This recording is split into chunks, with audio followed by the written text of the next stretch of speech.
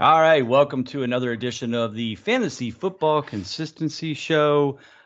This is Bob Lung, your host, as always, from Big Guy Fantasy Sports. And we have a couple special guests. No, actually, we have one guy's here every week. We love him to death. Ron Rigney, always here with us, joining us again. David will not be making it this week, which is fine.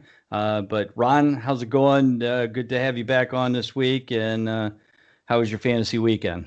Uh, so. A couple leagues I'm doing pretty well in that I won in. Went to 7-1 in our Kings Classic Snake League. Beautiful, So yeah. glad to see that. Also too, I was today's a big day, a huge day. It is. In our country. I was just stoked to see the turnout, the support for my 40th birthday today. I was So gonna that was say very that was cool. very thoughtful of them to Yeah, go vote on your 40th yeah, birthday. man. I mean, the By the turnout way, was happy unprecedented. 40th. Welcome to, I would say welcome to the club, but I'm Yeah, so far past that club that I don't even think I get any special privileges anymore. So I'm way past the 40, but welcome to the 40 club. And you're probably looking a lot younger than most 40-year-olds, I'm sure, but it's good to have you. thank you. Glad to be here. All right, cool. Well, as I mentioned, special guest time tonight. We had him here about a month ago. This guy's probably has been nonstop super busy this year because it is Dr. Brandon Bowers. And Doc, you probably just nonstop get texts, DMs, tweets, whatever, asking about what in the world is going on with this guy and that guy. And guess what? We're going to do that to you again tonight, like we did a month ago. But it's good to have you back, Doc. Thanks for joining us. And how you been so far the last month? I've been well, and it's just kind of the nature of the business. When people get hurt, they call me to talk about it. Now, the one thing that's a little bit of a downside is in all the leagues that I'm in with my buddies, they have access to all the information I'm giving to everybody else. So I don't even get a leg up in my own league because they're all seeing the information I'm making public for everybody else to get Yep. an advantage in their league. So there's hmm good sides and bad sides to it. Yeah, that's part of the deal of being in on this side of the world. I say, every time I'm posting stuff and talking about consistency, people that are in my leagues are all reading the same stuff. So, I'm not, I if unless I get online and jump and grab somebody before I post about it, it's usually pretty difficult to get it. But there's so much information out there. I kind of feel like, well, somebody's going to beat me to it regardless. So it is what it is. But it's a lot of fun. And again, glad to have you on. Why don't you tell us a little bit about, what you do in real life? Obviously, you're a real doctor in this world, and just kind of, for people who maybe missed last month's episode, just kind of give you a brief description of what you do in real life and how that applies very appropriately to what we're going to talk about with these injuries for these players, and why you know a lot more than most. Absolutely. So I work as a doctor of physical therapy on the northeast side of Columbus in Ohio, rehabbing individuals of all different ages, diagnoses, and I see a high volume of athletes ranging from youth athletes all the way up to professional and Olympic level athletes. And so that's a little bit about my professional background. I treat these types of patients on a daily basis. Now, how does this tie into fantasy football? Well, a couple years back, I was sent a DM on Twitter from a colleague on Twitter at the Orange and Brown Report, and he said, "Hey, CBS Sports is looking for a guy to do all their injury analysis." And so I kind of threw my hat in the ring, and lo and behold, I got the gig with them, and I wrote for them the past two seasons, so 2018 and 2019, and then obviously COVID led to some cuts. And so I'm not currently writing for CBS Sports this year, but I hmm did a bunch of work with them writing. I was on the Fantasy Football Today podcast with all those guys over there, a great group that they've got going. hmm So right now I'm with the Orange and Brown Report that covers the Browns out of Cleveland.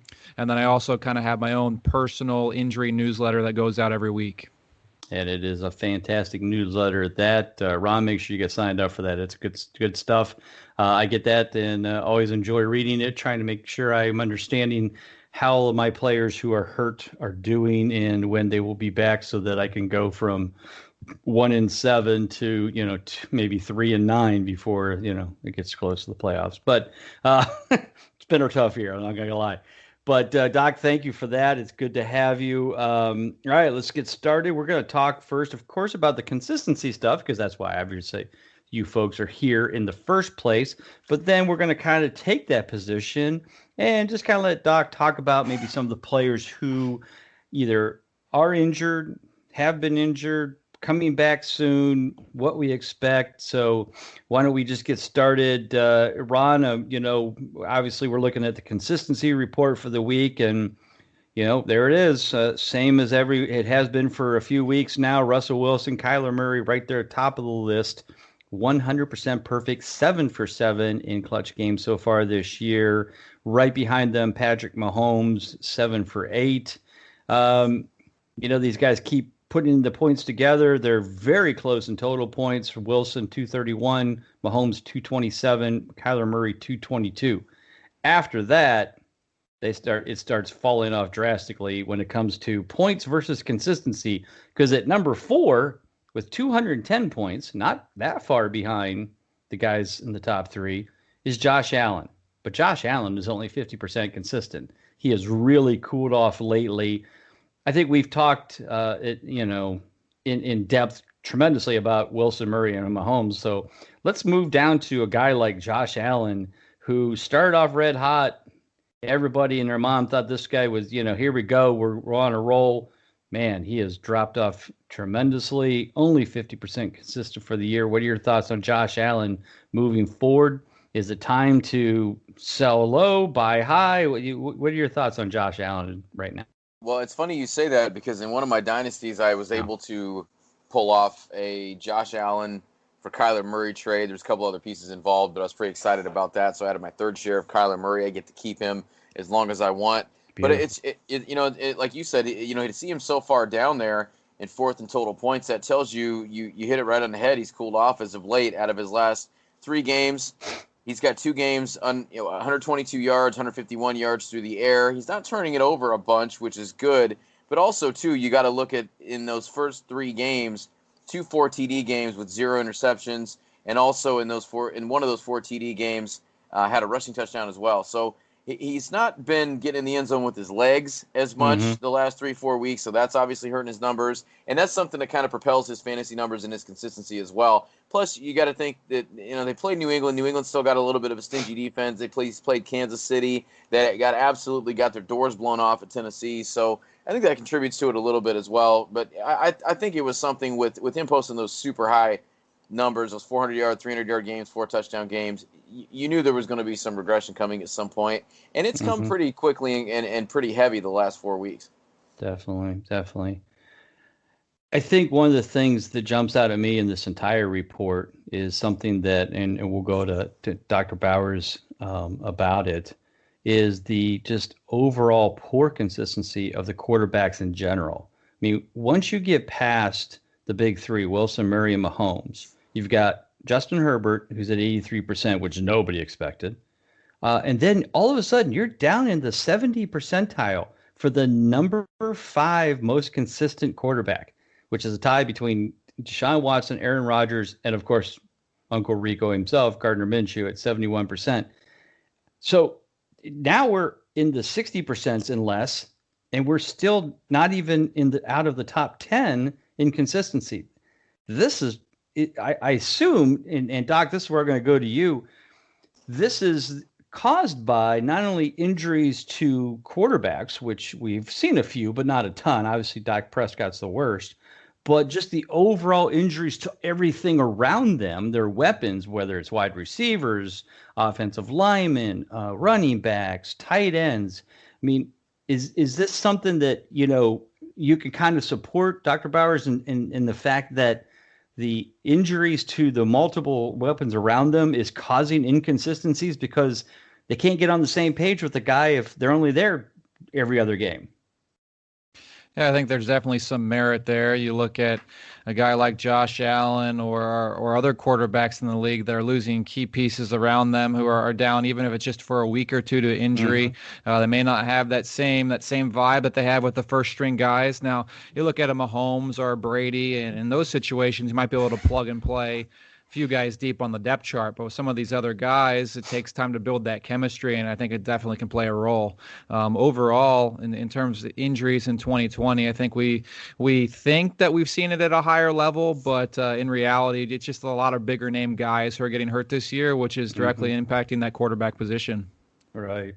I mean, Brady's had it tough. He didn't have really much of a preseason. He comes to a brand new team with Godwin, Evans, and all those guys in place there.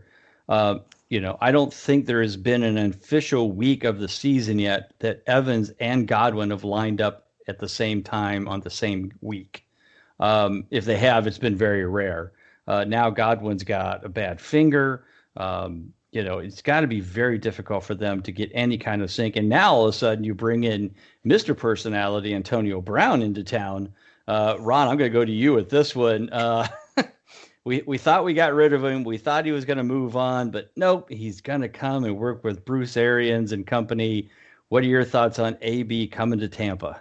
Well, nothing screams out consistency like Antonio Brown, right? Especially the last couple of years. Yeah. Yeah, it's one of those things. I mean, just to kind of see him digress and deteriorate just off the field, just with the guy's attitude and his antics, you almost kind of want to see him get it right because he is so talented. You had Bruce Arians about a month ago saying he didn't want to bring him in. He wasn't a fit. And then magically a couple of weeks later, they signed him. They brought him in. Obviously, Tom Brady has a lot to do with that. And I got to kind of give it a little to Tom Brady a little bit there, because he wants this guy to succeed so badly. And it's one of those things that when you pay him at the very most with all his incentives, I think he can make $2.5 million. If you're trying to get a ring, I mean, it's not costing you that much in the grand scheme of things. The guy knows if he messes up again, he's suspended again. The Bucs know that going in. So I think that they kind of understand the deal. And they're talented enough that if it works out, great. If it doesn't, I think if they can ever get Chris Godwin healthy, I think that they can compensate for whatever happens with him. But I honestly, I don't know what to expect from him at this point. Half of me wants to root for him, but half of me wants to see it crash and burn because it is Tom Brady. I respect Tom Brady, but Tom Brady's still Tom Brady. So, Gotcha. All right. The only real quarterback I think that we have any significant injuries, Dak Prescott. I'm not sure. Do we talk about Dak at the last thing, Doc? I don't know if he got injured when the last time we was on or not. I mean, it's pretty obvious that he's out for the whole year. Any more just thoughts, updates on what you know about what happened and when you think the time frame for him coming back 100%, obviously sometime next year?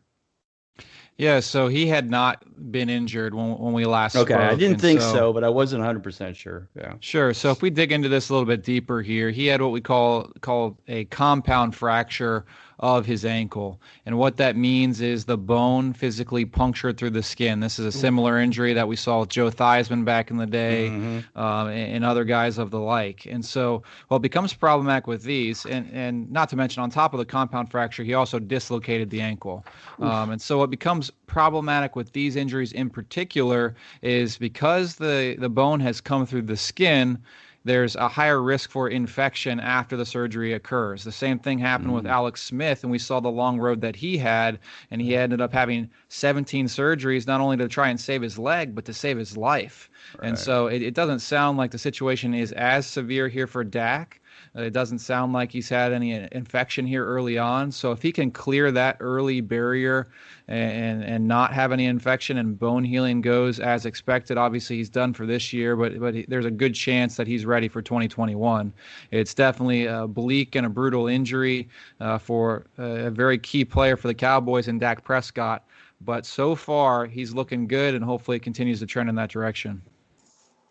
Gotcha. All right, let's move on to the running back position. And lucky me, I got to go against Bob Harris in the Kings Classic, Ron. And guess who was on his team? Dalvin Cook. I was gonna say I'm gonna guess it's somebody that went off last week. Otherwise, you would be bringing it up. So yeah. Okay. So I scored 132 points. I would have outscored everybody except two teams. And one of them was Bob's team because Dalvin Cook scored almost 40% of his total points. So I lost. That seems to be the narrative for you just about every week this season. It does seem that, doesn't Yeah. And I'm not going to lie. it's getting sickening. It really is. I feel like I should just anybody that I play against this week, I should just look at the majority of the players and then go get a DFS team because I feel like I could win some cash. So maybe we'll talk about that and consistently cashing this week. We'll just have your guys' teams and then who's Bob's going to play this week because and then that will pretty much determine who's going to go off. That's pretty much how it's went. Anyway, enough of my complaining. Let's talk about the good players out there, and one is Dalvin Cook. Perfect 6 for 6 for the year. Alvin Kamara, though, holy cow, he is having one of those seasons like Michael Thomas and Mahomes has had and Lamar Jackson, where it's just not even close. I mean, Dalvin Cook scored 48 points this week. Think about this: 48 points. He's at 156. He's second highest scoring running back in the league. He's still 40 points behind Alvin Kamara. So think about that. That's pretty impressive. As we move down the list, Aaron Jones, 5 for 5. McCaffrey, of course, waiting for him to come back. Clyde Edwards-Helaire, 7 of 8, 88%, 10th in total points. Being the number one pick that we thought he was going to be. Derrick Henry, 3rd in total points, right at 86%. I think the amazing thing is the three guys after them, James Robinson, James Conner, and David Johnson, all at 86%. I don't think we had any of these guys picked to be this high. Now, David Johnson is only 18th in total points. But, that's okay. I mean, this is what Todd Gurley did last year, actually kind of what Todd Gurley's been doing this year. He's dropped off a little bit last couple of weeks, but it's that, 15 points a week, nothing fancy, just enough to earn the clutch game, be a solid contributor as an RB2, but an RB1 in consistency. So, Ron, any of your thoughts on these guys that are near the top right now, how they're looking? Some of the guys maybe you have on your teams, and are they helping you win, or are you winning more with just two good, consistent players? Well, first of all, Alvin Kamara, if you have not had a chance to watch Alvin Kamara play, the guy is on another level. He's in another gear constantly. The way he can accelerate, the way he can juke, the way he can move, the way he can catch the ball out of the backfield. He's probably the most fun guy in the league to watch right now for my money. And so it's no secret that he's almost 200 points halfway through the season. I mean, he's on pace for an insane point total. Right. Well, not to interrupt, but if you remember, we talked about this, that it was in the guide, and we've talked about it in preseason. Alvin Kamara last year was ranked, I think, 7th or 8th in total points, had, I think, around an 80-some% consistency. And he said in the offseason, I ran in the entire 2019 season on legs that were about 75%. So if he can do that 75%, this is what he does when it's 100%. So no question, just to support, as you said, what he's looking like this year. He's 100%, and he's certainly looking like it. So back to you. Yeah, so honestly, at the top, I don't own a lot of these guys at the top. There's a guy a little bit further down that's coming in kind of disappointing, and that's Zeke Elliott. I was hoping he'd be in the top with these guys. That's probably the highest running back pick that I have. But I've got David Johnson a couple places. I've got Miles Sanders a couple places. Kind of disappointing with the injuries a little bit again with him. But David Johnson, we talked a little bit about it last week. I think him and you mentioned Todd Gurley. They're becoming very touchdown dependent every week, and I think that's why you see that point total not be as high as you'd like for it to be, but you still see that consistency because they are sneaking in the end zone a little bit. Derrick Henry's doing Derrick Henry things. I think James Robinson is having to be leaned on by that offense because you see Gardner Minshew up there at the top of the league in sacks. He's now hurt, so we've got, I think it's Tyler Luton is going to be the starter, 6th-round pick. So I think you're going to see more of James Robinson just getting fed the ball early and often and all the time. But yeah, I'm benefiting not from Christian McCaffrey, but from Mike Davis. So I'm sad to see Mike Davis go this week. He's been one of my workhorses in Kings Classic, so we'll have to see what I can do from that. So that brings up a good point. Does James Robinson have now the same regression because now there's not a quarterback to take the pressure off him, just like Dallas with Zeke not be able to run very well and really get it going because now they have Andy Dalton or Ben DiNuccio or whatever his name is at quarterback. Do you see the same thing possibly as a regression to James Robinson as well? I almost have to believe it would be because now they're going to say, well, we'll stop Robinson because he's the only guy that seems to be doing anything on this team, and we'll let the backup quarterback try to beat us. Well, and if he's anything like Ben DiNucci, I don't know if you guys watched that game last night, but it looked like coming into, getting started, they were doing a good job of calling some plays to get Ben DiNucci kind of going. It was a couple screens, it was a couple things out of the backfield, but then all of a sudden, the rest of the Cowboys, they got DiNucci'd and they didn't get anything, and so it ended up being, kind of sad to watch. So there's definitely that possibility. I mean, the Jacksonville receivers are pretty talented. I do believe Jacksonville plays Houston coming up this week, if I remember right. Mm-hmm. Houston's very friendly to the fantasy running back, so even if they key on him, he's still got potential for a big day. So he's got at least one matchup. I don't know in the future what he's got, but yeah, that's very possible because when you got a 6th-round rookie becoming your starter, I don't see where you can be too excited about that. Probably not. So Doc, I don't want to put you on the spot because we didn't bring this guy up, but can you give us a little insight on what happened with Gardner Minshew, when the possibility of him coming back, if soon? I didn't see a whole lot of information there. So if you guys want to keep rolling here, I can dig a little bit and get a little info there for you guys. All right. Well, we can come back to that because I want to really talk about, more importantly, is the 3 running backs that I brought to your attention, because they've been out for a while. They should be, I think, coming back soon. So we got Austin Eckler, Nick Chubb, and Raheem Mostert. Those 3 guys are on so many of my teams, which is why my year has been a disaster. What is your update on those 3 guys of when the possibility of them coming back, and will they be effective when they get back? So if we start with Eckler, he's dealing with a grade 2 hamstring strain, which is an overstretch of that hamstring muscle on the back of the thigh.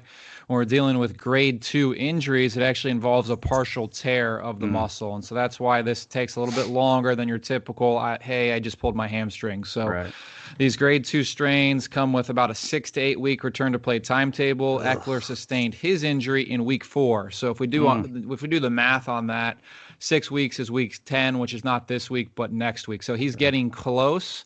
When the team put out a report of his status just 2 weeks ago, they said it was still going to be a little while. And so just having that information from the Chargers, I think this is probably going to be on the longer end of things than the shorter end of things. So probably closer to the 8-week mark. So probably week 11 or 12 at the earliest. Yeah, and even they have a bye in week 10. So that'll help with the scenario. So week 11, he would come back against Denver and Buffalo, New England. Not a good time to not good, but at least they have a bye week 10. So that'll help a little bit. So that's good. But even it might be too little, too late for me for most of my teams. So yeah, even at that, I wouldn't bank on Eckler in week 11 either. I think it's in the realm of possibility, but I don't think it's a done deal. Yeah. Okay. As far as Nick Chubb goes, he's got that MCL sprain that he went down with earlier in the year. Fortunately for the Browns, we got a guy like Kareem Hunt in the backfield that they've been able to lean on a little bit during Chubb's absence. The Browns are also on a bye here in week 9. And so that's going to give Chubb a little extra time to get his legs back under him. It's a grade 2 MCL sprain. For the MCL, it's a 4 to 6 week injury, and week 10 will peg him right at the 6-week mark. The Browns did mention that he's progressing well, and so I think there's a better chance that Nick Chubb plays in week 10, with week 11, I'd say, being the absolute latest that he's back on the field. Gotcha. Now when he does come back, Bob, I wouldn't expect to see the same workload that we saw prior to the injury. I think you see the Browns lean a little bit more on Kareem Hunt early on, and then ease Nick Chubb back in over the first couple weeks he's back. So when he comes back, he should be able to go at a good level with a gradual return to his previous volume. Well, and the good thing is his schedule through the fantasy playoffs, they do play Baltimore at home, but week 12 through 16, they play Jacksonville, Tennessee, the Giants, and the Jets. So really nice matchups if, in easy men. And like I said, other than the Baltimore week 14, which he has run rampant on Baltimore in the past, that's certainly got a nice schedule for him for that. So, all right, let's go to Mr. Mostert. Raheem Mostert out there for the walking wounded in San Francisco. I mean, it Mm-hmm. seems like everybody out there is hurt with Jeez. Garoppolo and Kittle having gone down this week, and seems like everybody on their defensive line. But for Mostert, it was a high ankle sprain that he suffered in week 6, and he was placed on injured reserve. And obviously, we all know at this point that injured reserve this season requires a minimum of 3 weeks missed. Mm-hmm. The problems with high ankle sprains is the sprain occurs to a joint called the syndesmosis just above the ankle. That's normally a stable joint. And when the joint is sprained, it becomes unstable and makes things like running and cutting for a running back very difficult. This is typically a 4 to 6 week issue. And so, again, this was week 6. So on the early end, would be week 10, and the long end would be week 12 for Mostert. Now we look at Jimmy Garoppolo, who also had a high ankle sprain for the 49ers. He came back and he re-aggravated the thing, and now he's on the shelf for another 6 weeks, Right. with potentially surgery on the table too. So you really got to be careful with the management of these high ankle sprains. So Right. again, 4 to 6 weeks for Mostert. Week 10 through 12 would be that window, and even when he does come back, I'm not going to be the most optimistic. Well, and you also got to think with all of these people being hurt in San Fran, if they just don't pack it in and just tell Mostert, look, just take the rest of the year off. I mean, there's no reason, he's got a Right. good future ahead of him.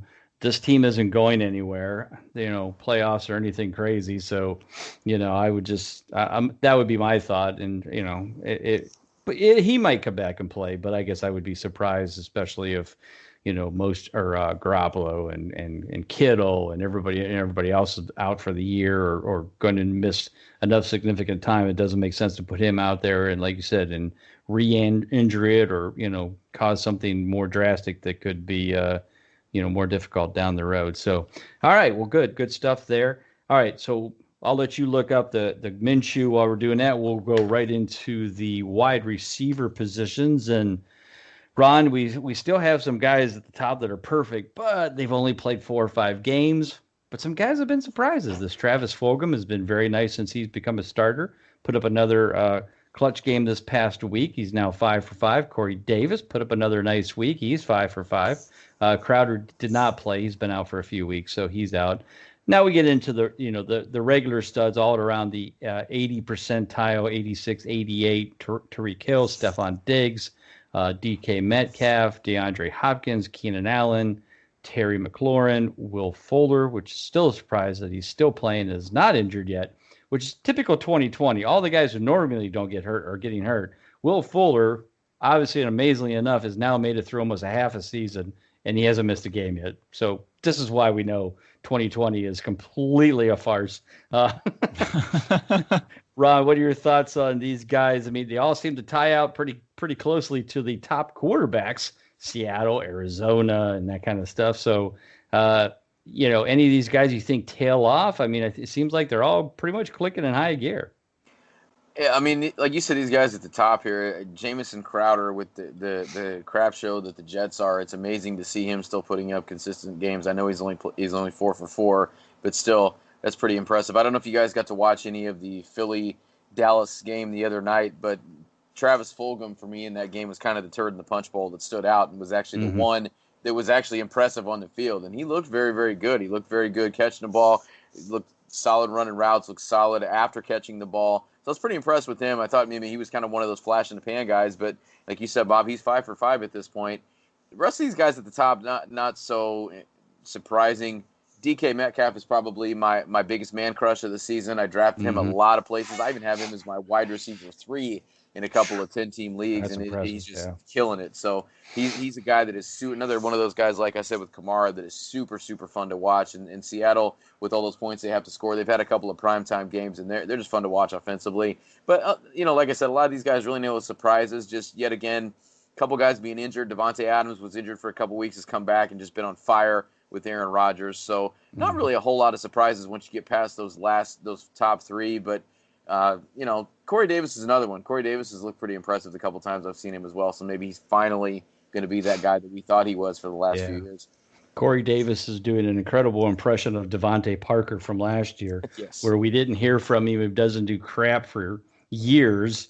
We think we watched him, we've pretty much written him off, washed him off as, or washed up. And then all of a sudden, boom, hey, Corey Davis is, worth something. Interestingly enough, the number one fantasy point scorer for the year at 148.5 points is at 57% consistent, and that's Tyler Lockett. It's surprising when you see Metcalf, third overall, 86% consistent, and yet Tyler Lockett, not consistent for that team. How does Tyler Lockett not be consistent? That's the question. But he's put up some huge games and then just quietly disappears in the others, and does okay, but he's not getting over 11 points in those weeks. So 3 times so far this year he hasn't made it. This past week I think was another one of them. But Metcalf still continues to stay consistent. So we'll see how that all plays out. So let's go over to Dr. Bowers. Doc, we brought up a few wide receivers, at least Ron did. One is Michael Thomas. It seems like he's got the worst hamstring injury of all because he's been out almost the entire year. Kenny Golladay, he can't stay healthy. And then we got Trent Brown for the Raiders. Tell us about these guys and what you know about them and when are they going to return or stay healthy for a while? So I think it's important to note with Michael Thomas that it hasn't been the hamstring all along. He did have the high ankle sprain week 1, which caused him to miss weeks 2 through 4. And then he had whatever the internal issue with the Saints, and they benched him for disciplinary reasons in week 5, and then a week 6 bye. And it wasn't until week 7 that this hamstring injury cropped up. And so at this point, there's a good chance that his high ankle sprain has recovered, but now it'll be 2 weeks tomorrow that will be the length of time since he sustained the hamstring injury. And with low-grade hamstring strains, typically it's 2 to 4 weeks to return to play. So he's just had a whole myriad of different things that have gone on this year between the ankle and now the hamstring and then the misconduct inside the locker room.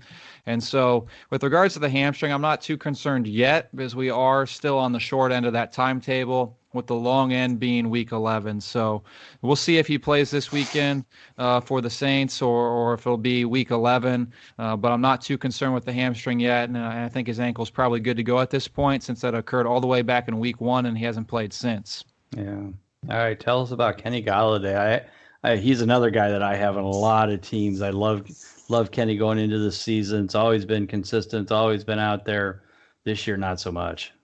Yeah, so there's not a whole lot of information out as to the exact nature of his injury, and I wasn't able to track down any video of when he got hurt. So when it comes to hip injuries that aren't going to be managed surgically, and they're managed with just rehab and conservative care, we're looking at 2 primary things. We can have a hip pointer, which we've heard of before, and that occurs as a result of a direct blow or trauma to the hip or falling onto the hip, and that causes just a massive, massive bruise to form on the outside of the hip. It's pretty sore, it's pretty tender, and it's pretty painful. Rest and rehab and some hands-on techniques to get that all to calm down usually does the trick. Players can miss a couple of weeks when dealing with those hip pointers. So the other thing that I've got my eye on from a conservative non-surgical situation would potentially be a hip flexor strain, which is an overstretch of the muscle there on the front of the hip, which makes things like running for a wide receiver increasingly difficult. So there's not a whole lot of information out yet. If it's a non-surgical case, those are the 2 things I put my money on. If it ends up being a surgical issue, there could be maybe some issues with his labrum inside of his hip. You have a labrum in your shoulder and in your hip. There could be an issue there. But again, the team hasn't said a whole lot and has not provided many details. So at this point, it's all just speculation. All right, so Ron talks about a very strange injury to a guy named Trent Brown. I don't even know. Is Trent Brown an offensive lineman? I was going to say, let me jump in real quick and explain why I threw that in here because, we'll get in. Doc, I'll let you get into it in a minute, just the freak thing that happened to Trent Brown last week. And I wanted to kind of pair that, too, with the Tyrod Taylor thing from earlier in the year. And I wanted to kind of get your thoughts on, because these seem like a couple of really strange injuries that I've never heard of before. I'm obviously not a doctor, nor do I play one on the podcast, but I just kind of want to get your thoughts. Just are these common things that happen just across the medical field in general with these IVs and these shots being messed up and really, really affecting guys? I think I saw where Tyrod Taylor, doctors are maybe suggesting to him that he may not play football again, which is a crazy thought to me. Yeah, I mean, in the world of football and in the world of medicine in general, these are incredibly, incredibly rare. And as much as I don't want to say it and undermine kind of the decision making of other people in the medical field, it really can come down to a lack of attention to detail. These are things that should be completely avoidable. And if you're dotting your I's and you're crossing your T's, shouldn't be a problem. Obviously, as you mentioned there, Rod, there's some that are recommending that Tyrod doesn't play football when aside from just his ribs hurting a little bit and him getting this pain-killing injection before the game, he wasn't having much of an issue, and he'd be able to Right. continue his career. And now he's being told he may not be able to. The same thing's true with Trent Brown. It's something that if everything is followed to a T and protocols being followed, it shouldn't happen. Wow. And can you kind of speak to exactly what happened with Trent Brown? I don't know if I can describe it well enough. With the IV and the air entering the bloodstream, I think that's kind of what it was. Yeah, I mean, you see guys all the time before games get IVs just to hydrate before heading out onto the field for a 3 or 4 hour NFL football game. And what happened here with Trent Brown is when that IV was being placed, there was some external air that entered his bloodstream, and we call this an air embolism. And so this is kind of a pocket of air that is now in the bloodstream inside the blood vessels and can expand within the blood vessels and cause those to burst. And then it can also travel within the bloodstream and make its way to the brain or to the lungs. And I mean, on the surface, you think, well, lungs are responsible for air. So what's the problem with having extra air within the lungs? And what happens is this air embolism kind of gets stuck between the lung and kind of the outer casing of the lung, and can cause problems with breathing. If it gets to the brain, it can cause bleeds in the brain. And so it's something that becomes a very quick medical emergency and needs to be addressed right away in order to avoid long-term implications and potentially even death. Wow. Scary That's stuff. crazy, man. Yeah, now I know why you brought that up, Ron. Yeah, like you said, between that and Tyrod Taylor, it's like, holy cow, man. You would think something like that would be so simple, but obviously it's not. So, all right, well, let's move on to the tight end position for the last section of the evening. Right there at the top, as we expected, and basically is becoming the guy that we should have all drafted in round 2 or round 3, Travis Kelce, 144 points so far this year, ranked number 1. Second place is almost 45 points behind, and that's Darren Waller, second in total points, 71% consistent. Kelce, 88, had that one, slightly below average game, but other than that, it's been fine. Somebody that's kind of jumped up and maybe just kind of popped out of nowhere is T.J. Hawkinson, now 86% consistent, 4th in total points. We really didn't see this one coming with Hawkinson and maybe it's basically because there's no Galladay. Marvin Jones hasn't been very active in the passing game. I don't know if he's just a step slow or whatever, but looks like T.J. Hawkinson is kind of taking, I guess, all of the targets away from the guys who've been hurt. Ron, what's your thoughts on Hawkinson? And, I guess we have to see what happens when Galladay and Marvin Jones, everybody's healthy again, but he's certainly doing a good job of at least earning some respect from Matthew Stafford so far this year. Well, I think a lot of it, too, is Matthew Stafford has been healthy for the most part. Kenny Galladay, you mentioned him being out. I think some of it has to do with the fact they haven't been running the ball all that well. We've seen DeAndre Swift show some signs. Adrian Peterson's been okay, but I think that it's just a combination of Hawkinson being a solid athlete. I think this is kind of what we thought he could be. Remember, he's a first-round pick a couple of years ago, so he's a guy that I thought would take a bit of a step. I didn't think he'd be up here towards the top though, so it's kind of interesting to see him top 5 total points and number 2 in consistency. Obviously, Travis Kelce is Travis Kelce, and like you said, he's the guy we should have all drafted because boy. This has been quite a year for tight ends. We had a really good year with tight ends last year, and it seems like we've even reverted back to like 2-3 years ago, even worse than that, when we couldn't find a guy to go with any week, no matter who you drafted or who you went with off waivers. Right, and like you said, and when you do get somebody who has a big week, like a George Kittle, then a week later he's out 3 more weeks and hurt. It has been tough. I mean, I was very high on both Evan Ingram and Hunter Henry. 63% consistent for Ingram, 57% consistent. But I think the disappointing part is the fact that they're 14th and 15th in total points. And the sad part is Ingram has played all 8 games and he's still 4 teams. So it just hasn't worked out for the tight ends. We've got guys, in the top 10 in scoring, like Jimmy Graham, and he's at 38% consistent. Mark Andrews is 7th. He's 43% consistent. I mean, Mark Andrews is a guy that some people were taking very close to Kelsey and Kittle in maybe like round 3 or 4. I mean, wasn't far behind, and yet, like you said, there's just nothing there from any kind of consistency standpoint. Like I said, basically Darren Waller is probably the only guy that you took at a decent spot, maybe fifth round kind of thing, that might be working out for you because he's second in total points, 71% consistent. But like you said, at this point, it's almost a crapshoot of getting the right guy at the right week. Last week it was Bryant. I can't think of his first name. Harrison Bryant, the best Harrison tight end Bryant from the Browns. Yeah.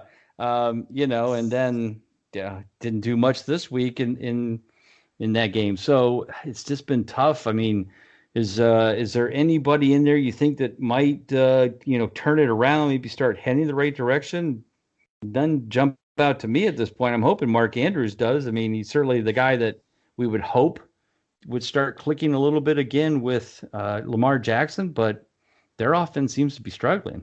Yeah, and they're struggling in every facet of the game. I mean, they were able to run the ball pretty well against the Steelers team, which is great, but that's not helping any of us that own Lamar Jackson, Mark Andrews, Hollywood Brown. Right. I think, too, what I've gotten lucky with a few weeks, because I do have Darren Waller in the Kings Classic League. I've got Mark Andrews. Darren Waller's been super solid, as you said. Andrews has been good a couple of weeks, and then he's kind of disappeared. I've been able to strike gold with a couple of guys I've gotten off waivers. I've just hit them in the right week. Logan Thomas, I hit a couple weeks ago. I think Robert Tonyan. Right, yeah, Tunyons of Funyuns. I got him a couple weeks ago, and he was okay. Let's see who. Oh, and the Dalton Schultz for Dallas. I was able to get him 1 week, and then of course Harrison Bryant. So I think at this point, if you don't have that consistent guy that you drafted that's in the top 5 in points, the Andrews, the Wallers, the Hawkinsons, the Kelseys of the world. You just got to look at matchups. Go see who's been really generous in fantasy against the tight end, and that's your best course of action. I think if you've got fab money to use or you've got a high waiver claim and you can get one of those guys and they're still available, obviously they're going to be available in the more shallow leagues. But to me, I think that's the best way to tackle this animal that's a tight end position in 2020. Gotcha. All right, Dr. Powers, let's come to you. There's not a ton of ones. Obviously, Kittle's the one that can't stay healthy. Anybody else, maybe give us a little bit of an update on Kittle and his potential future here and playing in the near, so far, any time this year, or is he pretty much done? And I can't think of any other guy that I think is hurt significantly at tight end. But why don't you talk a little bit about Kittle, what you know, where he's at right now?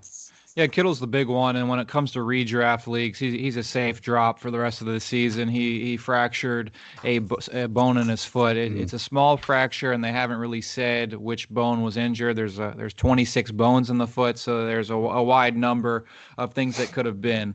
And so he's expected to miss 8 weeks, which is a long time, and takes us towards the end of the year. We're sitting on week 9 right now. That'd be week 17, so the end of the league regular season.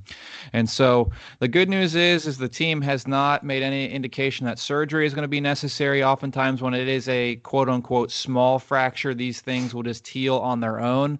There's a good chance that he's immobilized via a walking boot or maybe a cast to allow that thing to heal, but early indications don't seem like he's going to need surgery. And then as long as bone healing occurs without any setback or without any complication, then he'll be good to go for the start of next season, and we'll slot right in with the top tight ends in the league. So tough blow again for the 49ers and for those who have him on fantasy football rosters, but unfortunately I don't anticipate that he contributes again this season. That's painful for a lot of reasons. All right. Well, Doc, thank you so much for being a part of this week. And I think we'll just kind of keep this tradition going. We'll have you back on early December to kind of get everybody, wrap up where things are, where players are, as we then head into the fantasy playoffs. Again, thank you for being a part of our show this week. Why don't you tell everybody where they can find you and how they can sign up for your awesome newsletter? It sounds great. To both of you guys, I appreciate you having me on. Always fun getting to talk with radio shows, podcasts, TV shows about injuries and help people gain an edge in their fantasy football leagues.